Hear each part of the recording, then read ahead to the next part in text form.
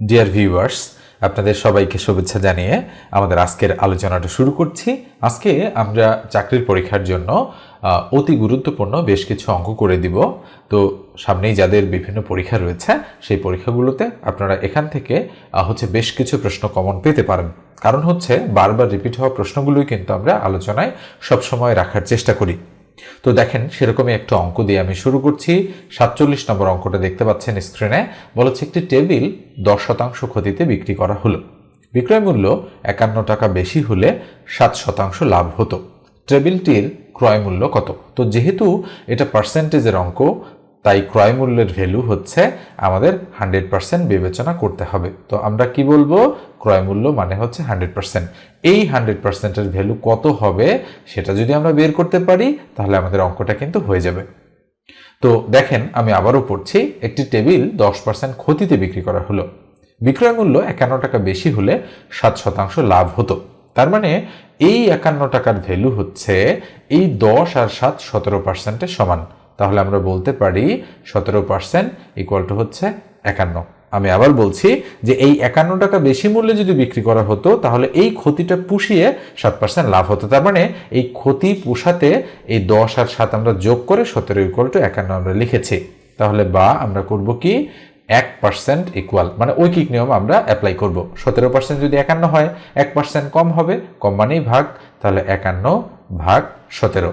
আর 100% কি হবে বলেন তো দেখি? আমরা বলতে পারি 100% ইকুয়াল হবে আমাদের উপরে 51 গুণন 100 ভাগ কত? ভাগ 17। এবার আমরা যদি কাটাকাটি করি তো যেটা আসবে সেটাই হবে আমাদের কাঙ্ক্ষিত সঠিক উত্তর। 17 দ্বারা 51-কে কাটলে 3 17 51। তাহলে 3 আর 100 যদি আমরা গুণ করি, 3 আর 100 কত হবে? 300। দেখেন তো দেখি 300 টাকা আমাদের সঠিক উত্তর আছে কিনা। এই যে দেখেন, গ নম্বর অপশনটাই আমাদের কিন্তু সঠিক অপশন। এ পর্যায়ে বলি, যারা চ্যানেলে নতুন, প্রয়োজন মনে করলে চ্যানেলটা সাবস্ক্রাইব করে রাখতে পারেন, আর ভিডিওতে অবশ্যই একটা লাইক দিয়ে দিবেন। এই অঙ্কটা দেখেন, বলা কি অঙ্কটাতে 40 ফুট লম্বা একটি বাঁশ এমনভাবে কেটে দুভাগ করা হলো যেন ছোট অংশ বড় অংশের 2/3 হয়। তার মানে 3/2 ভাগ হয়। ছোট অংশের দৈর্ঘ্য কত ফুট?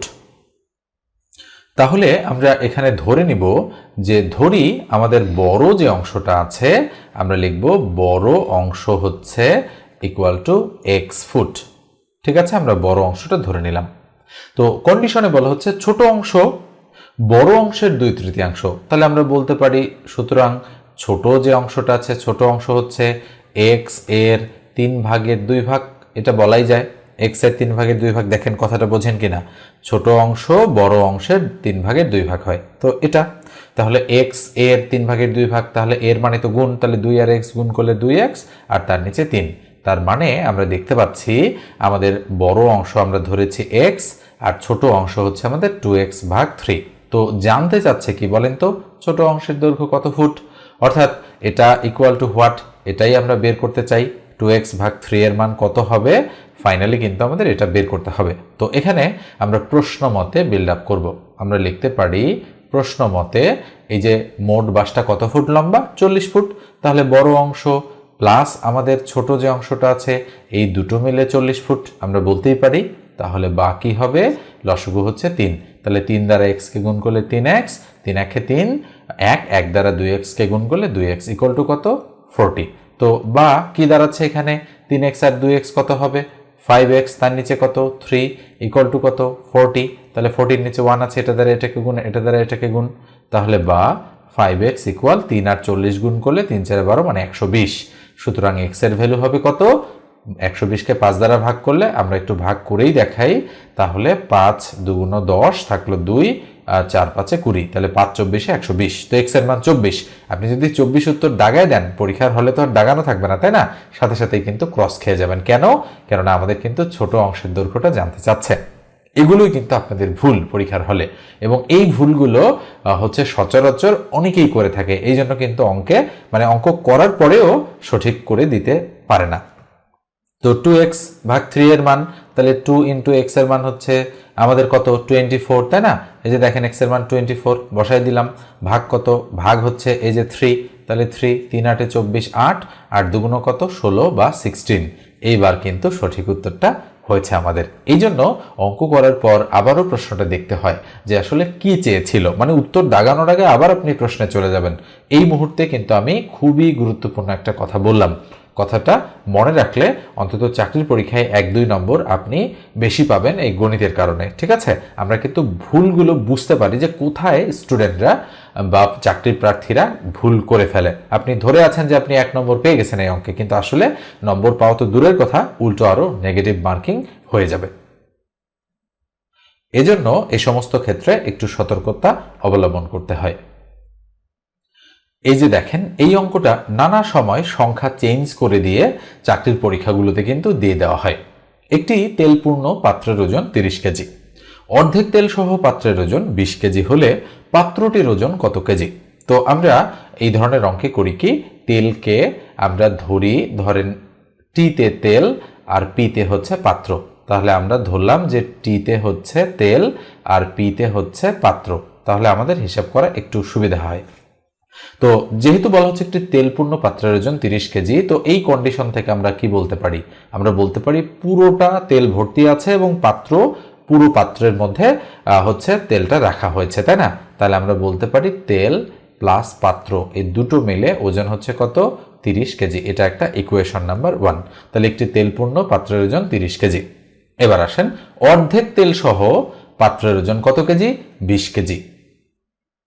এখানে বলা হচ্ছে অর্ধেক তেল সহ, তার মানে তেল কিন্তু অর্ধেক আছে। তাহলে টি কে আমরা 2 ভাগে ভাগ করলাম, অর্ধেক তেল। আর পাত্র কিন্তু আসলে 2 ভাগে ভাগ হবে না, কেননা তেল অর্ধেক থাকা সত্ত্বেও পাত্রটা কিন্তু পূর্ণ পাত্রই থাকবে। কত কেজি? 20 কেজি। তাহলে দিয়ে দিলাম 20।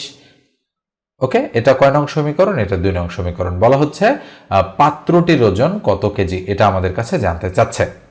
এবার আমরা এই যে দুটো ইকুয়েশন পেয়েছি, এই দুটো ইকুয়েশন আমরা যোগ বিয়োগ করব।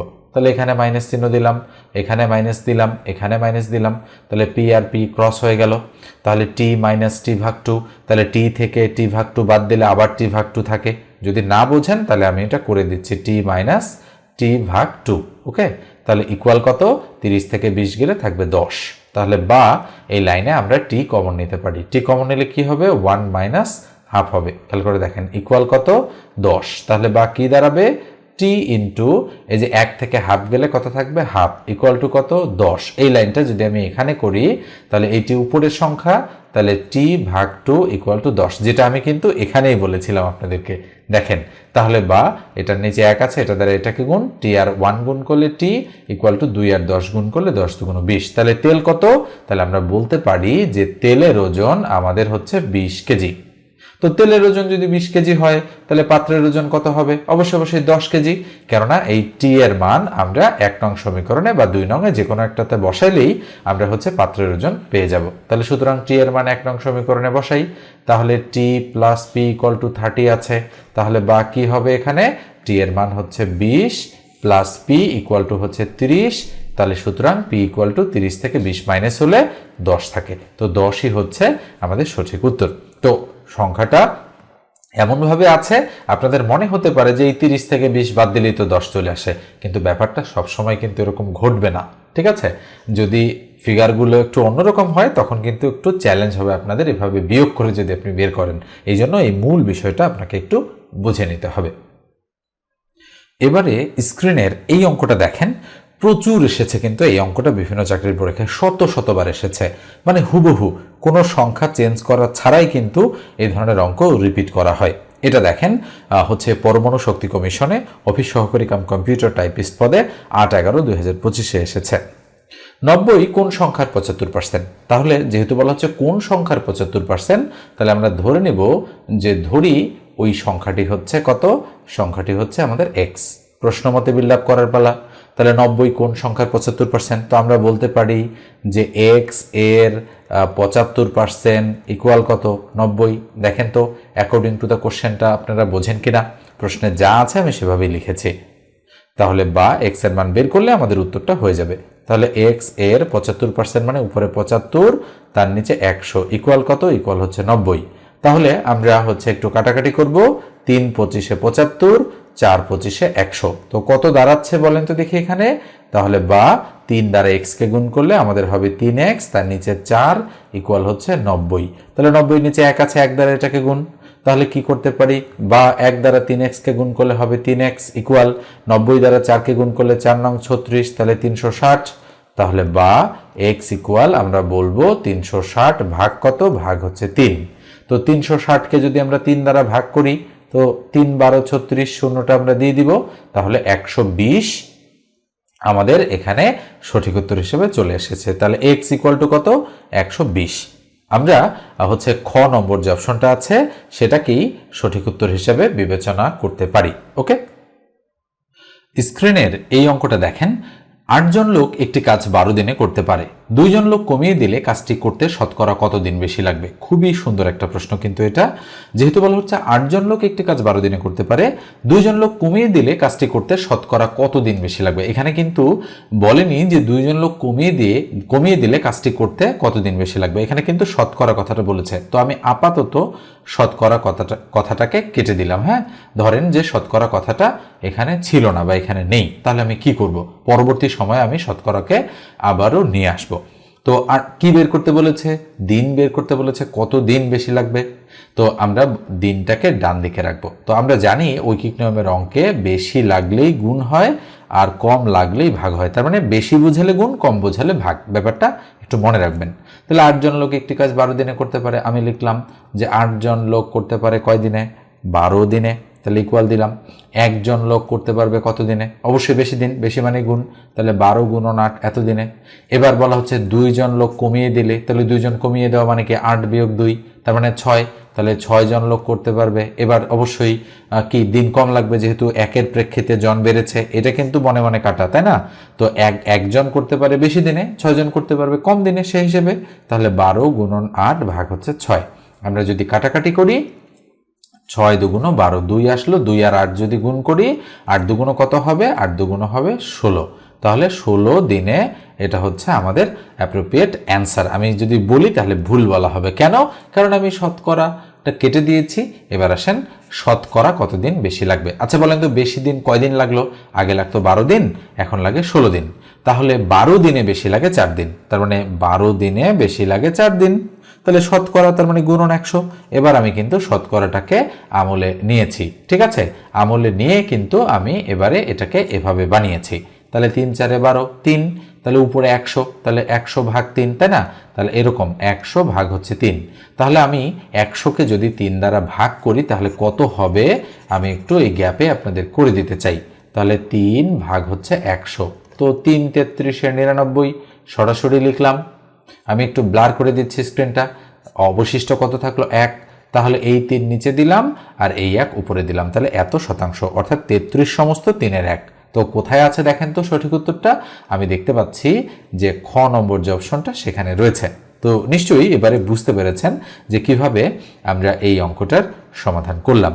এই অঙ্কটা কিন্তু ভেরি ভেরি ইম্পর্টেন্ট, বিশেষত এই শতকরা কথাটা থাকার কারণে গুরুত্ব আরও বেড়েছে, অর্থাৎ একই সাথে এটা ঐকিক নিয়মের অঙ্ক, পাশাপাশি এটা শতকরারও অঙ্ক, ঠিক আছে?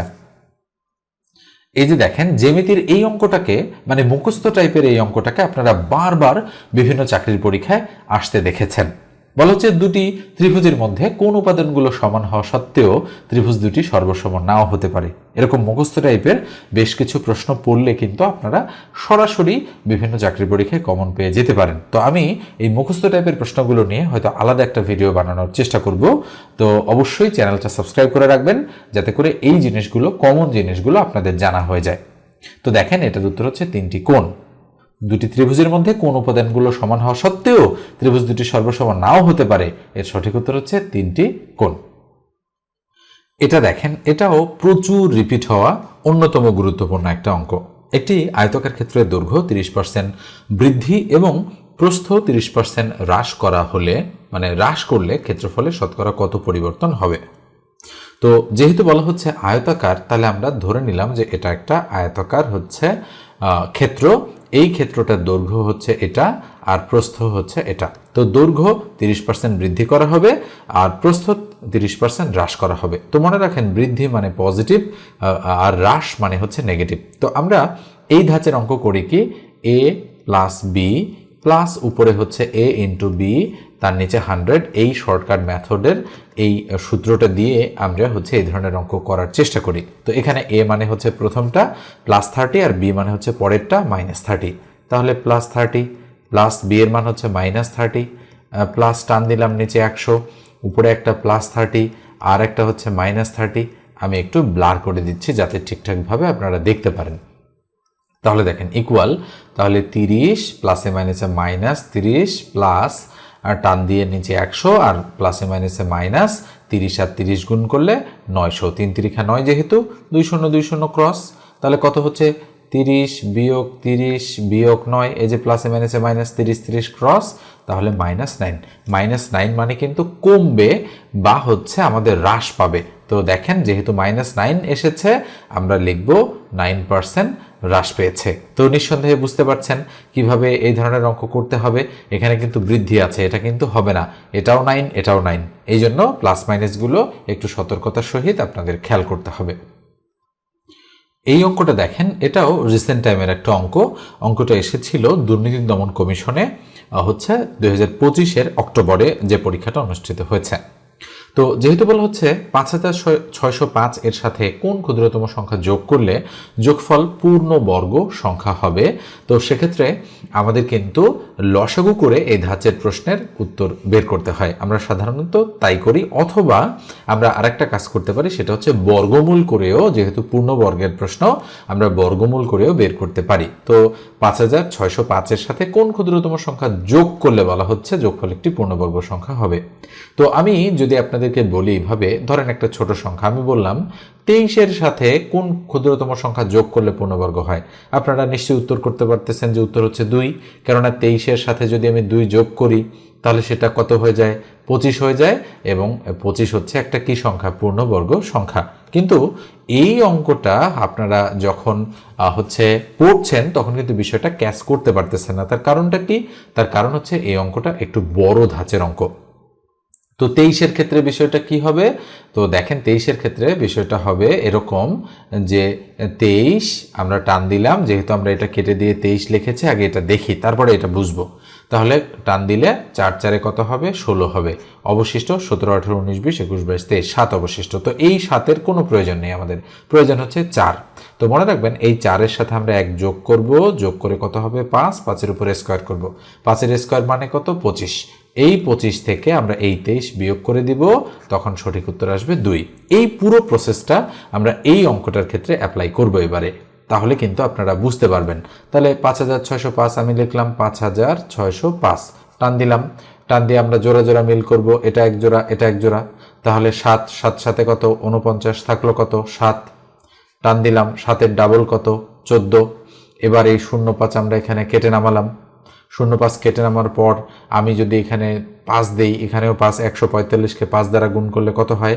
তো আমরা একটু দেখব যে 145-কে 5 দ্বারা গুণ করলে কত হয়। 5 5-এ 25-এর 5, হাতে 2, 4 5-এ 20-এর 2 22, আর হাতে 2, 5-একে 5 আর 2 7, তাহলে কত হচ্ছে 725। হচ্ছে না, তাহলে এখানে 4 দেব আমরা। তাহলে 4 যদি দেই, 4 দ্বারা এটা এখানেও 4, তাহলে 144-কে 4 দ্বারা গুণ করলে কত হয়, 4 4-এ 16, 6 হাতে 1, 4 4-এ 16 আর 17, 7 হাতে 1, 4 1-এ 4 আর 5, 576। তো 576 দিলাম, বিয়োগ করলে কত থাকলো, 6 আছে 15 মিলাতে 9, হাতে কত 1, 7 আর 8, 8 আছে 10 মিলাতে 2, আর 5 আর 6, 6 আছে 7 মিলাতে 1, 129। তো এটার তো প্রয়োজন নেই আমাদের প্রয়োজন কার, আমাদের প্রয়োজন হচ্ছে 74। তো কি করেছিলাম দেখেন, 74-এর সাথে 1 যোগ, তার মানে হচ্ছে 75, 75-এর উপর স্কোয়ার, তাহলে কত হবে 5 5-এ 25, 7 8-এ 56, তাহলে 5625 স্কোয়ার করলাম, আমি একটু শর্টকাটে করলাম। তাহলে 5625, এখান থেকে কত বিয়োগ করব, 5605 বিয়োগ করব, তাহলে 5605 যদি আমরা বিয়োগ করি থাকবে হচ্ছে 20। এই 20 হচ্ছে আমাদের সঠিক উত্তর। নিঃসন্দেহে এবার আপনি বুঝতে পেরেছেন যে আমরা কিভাবে এই অঙ্কটা সলিউশন করলাম। তো এই ছোট সংখ্যাটা দিয়ে যদি আমি না দেখাতাম, একবারে যদি বড় সংখ্যাটা দিয়ে দেখাতাম, তাহলে কিন্তু এই প্রসেসটা কিভাবে আমি করেছি, বা আপনারা প্রশ্ন করতেন যে আমি কেমনে বুঝবো এটা হবে। তো এই জন্য ছোট সংখ্যা দিয়ে আপনাদের দেখিয়েছি যে প্রসেসটা আসলে এটা। ওকে, এবার আমি পরেরটাতে চলে যাচ্ছি। এই অঙ্কটা দেখেন, চাকরির পরীক্ষার ইতিহাসে সবচেয়ে বেশিবার যদি কোনো অঙ্ক এসে থাকে তাহলে তার মধ্যে অন্যতম গুরুত্বপূর্ণ অঙ্ক কিন্তু এটা। নিঃসন্দেহে আপনারা যারা চাকরি প্রার্থী রয়েছেন তারা কিন্তু এই অঙ্কটার সঙ্গে পরিচিত কম বেশি সবাই। চিনির মূল্য শতকরা 25 টাকা বেড়ে গেলে চিনির ব্যবহার শতকরা কি পরিমাণ কমালে খরচের কোনো পরিবর্তন হবে না? সঠিক উত্তর 20%। এটা আমরা অঙ্ক না করার পরেও বলে দিতে পারি, তবে অঙ্কটা করা জানতে হবে আপনাদের শর্টকাট মেথডে কিভাবে করতে হয়। তো শতকরা 25 টাকা বেড়ে যাওয়ার অর্থ কি? বেড়ে যাওয়ার অর্থ হচ্ছে 100 টাকায় বেড়েছে 25 টাকা, এই 100 আর 25 আমরা গুণ করে দেব। তো যেহেতু বেড়ে গেল বলেছে, তার নিচে আমরা করব কি 100 আর 25 আমরা যোগ করে দিব। এখানে যদি বলে যে কমে গেল তাহলে কিন্তু এটা বিয়োগ করবো, আর উপরেরটা কিন্তু যা আছে তাই ঠিক থাকবে। তাহলে ইকুয়াল 100 আর 25 গুণ অবস্থায় আছে লিখলাম, আর নিচে হবে 125 যোগ করলে। এবার কাটাকাটি করব, 5 25 125, 5 দ্বারা 100কে কাটলে 5 20 100। তো নিঃসন্দেহে বুঝে ফেলেছেন যে 20% আমাদের হচ্ছে অ্যাপ্রোপ্রিয়েট অ্যান্সার। অ্যান্সারটা হচ্ছে ক নম্বর অপশনে রয়েছে। এবারে দেখেন একটা সেট সংক্রান্ত প্রশ্ন, রিসেন্ট টাইমের প্রশ্ন এটা। এই পরীক্ষাটা নিয়েছিল বুয়েট, তো এই পরীক্ষাটা পানি উন্নয়ন বোর্ডের। তো আমি একটু আপনাদেরকে দেখাচ্ছি যে এই যে পানি উন্নয়ন বোর্ডের BWDB, এখানে উপসহকারী প্রকৌশলী পদে বা শাখা কর্মকর্তা পদে হচ্ছে 6/2/2026 এই অঙ্কটা এসেছে। তো নিঃসন্দেহে আপনারা অঙ্কটা দেখতে পাচ্ছেন। আমরা অঙ্কটা সলিউশন করব। এখানে সেটের অঙ্ক x = 246, y = 468 হলে x ইউনিয়ন y কত? তো আমরা লিখব দেওয়া আছে এটা মানে এটা, এটা মানে এটা। এবারে আমরা সরাসরি অঙ্কে চলে যাব যে x ইউনিয়ন হচ্ছে x ইউনিয়ন y কত হবে? y হবে, আমরা সেকেন্ড ব্র্যাকেট দিলাম, x এর মান হচ্ছে এটা 2 4 6, ইউনিয়ন আমরা y এর মান দিব 4 6 8। তো এই চিহ্ন যেখানে থাকে দুইটার মাঝখানে যেহেতু এটা আছে, মিল অমিল সব আমাদের নিতে হবে। তাহলে ইকুয়াল কি হবে? 2 4 6 8 সব নিতে হবে, মিলগুলোও নিতে হবে অমিলগুলোও নিতে হবে। তো 2 4 6 8 এটা আমাদের অ্যাপ্রোপ্রিয়েট অ্যান্সারে যে দেখেন যেটা আমাদের খ নম্বর অপশনে রয়েছে। তো এ পর্যায়ে বলি, যারা চাকরির গণিত একেবারে শূন্য থেকে আমার কাছে শিখতে চান তারা অবশ্যই 01642702760 এই নম্বরে আমার সঙ্গে হোয়াটসঅ্যাপে টেক্সট দিয়ে যোগাযোগ করবেন। এবারে এই অঙ্কটা আমি আপনাদেরকে HW দিব। তো আগেরটা ছিল ইউনিয়নের অঙ্ক, এটা হচ্ছে ইন্টারসেকশনের অঙ্ক। ক খ গ ঘ 4টা অপশন রয়েছে, আপনাদের বলতে হবে যে 3-এর হচ্ছে এটা ক খ গ ঘ কোনটা হচ্ছে আমাদের অ্যাপ্রোপ্রিয়েট অ্যান্সার। কমেন্ট করে অবশ্যই কিন্তু জানাবেন। এবারে সম্ভাবনার একটা অঙ্ক করব আমরা। একটি বাক্সে 5টি সাদা 3টি লাল ও 4টি নীল বল আছে। দৈবভাবে একটি বল তুললে সেটি নীল হওয়ার সম্ভাবনা কত? তো বলেন দেখি, সম্ভাবনার যে সূত্রটা রয়েছে, সূত্রটা কি? সূত্রটা হচ্ছে নিচে মোট ঘটনা তার উপরে হচ্ছে অনুকূল ঘটনা, এটা হচ্ছে সম্ভাবনা সূত্র। তো এই যে অঙ্কটা, এই অঙ্কটাতে আমাদের মোট ঘটনা হচ্ছে বল কতটা রয়েছে সেটা, সাদা 5টা, লাল 3টা, নীল হচ্ছে আমাদের 4টা। তাহলে আমরা লিখব সাদা 5 আর লাল হচ্ছে আমাদের 3 আর নীল হচ্ছে আমাদের কত? নীল হচ্ছে 4। তাহলে 5 3 8 আর 4 12, তাহলে 12টি হচ্ছে আমাদের মোট ঘটনা। দিয়ে দিলাম মোট ঘটনা 12, তাই না? এবার আসেন দৈবভাবে একটি বল তুললে সেটি নীল হওয়ার সম্ভাবনা। তাহলে নীল বল আছে কয়টা? সেটাই হচ্ছে অনুকূল ঘটনা। বলেন তো নীল বল কয়টা আছে মোট? আমরা দেখতে পাচ্ছি এখানে নীল বল আছে মোট হলো 4টা, তাহলে উপরে দিয়ে দিব 4। এবার কাটাকাটি করলে যেটা হবে সেটাই সঠিক উত্তর। 4 1 4, 3 4 12, তার মানে উপরে 1 তার নিচে 3। দেখেন তো উত্তরটা 1/3 কোথায় আছে? আমি যদি একটু দেখাই যে 1/3 রয়েছে, তাই এটাই আমাদের অ্যাপ্রোপ্রিয়েট অ্যান্সার। এটা দেখেন, এটাও বারবার আসা অঙ্কের মধ্যে অন্যতম গুরুত্বপূর্ণ অঙ্ক।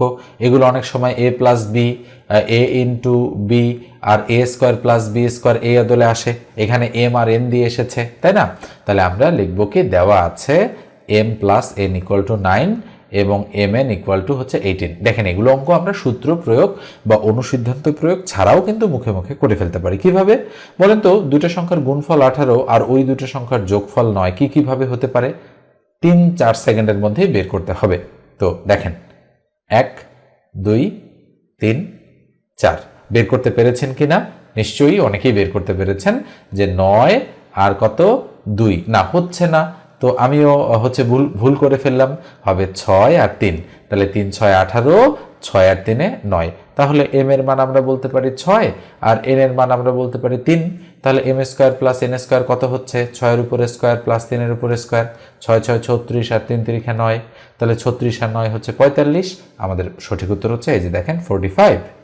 তো এবারে আমরা করব কি, অনুসিদ্ধান্ত প্রয়োগ করে প্রপারলি অঙ্কটা করব। তো আমরা লিখব দেওয়া আছে m plus n equal to 9 এবং mn ইকুয়াল টু হচ্ছে 18। আমরা লিখে ফেললাম।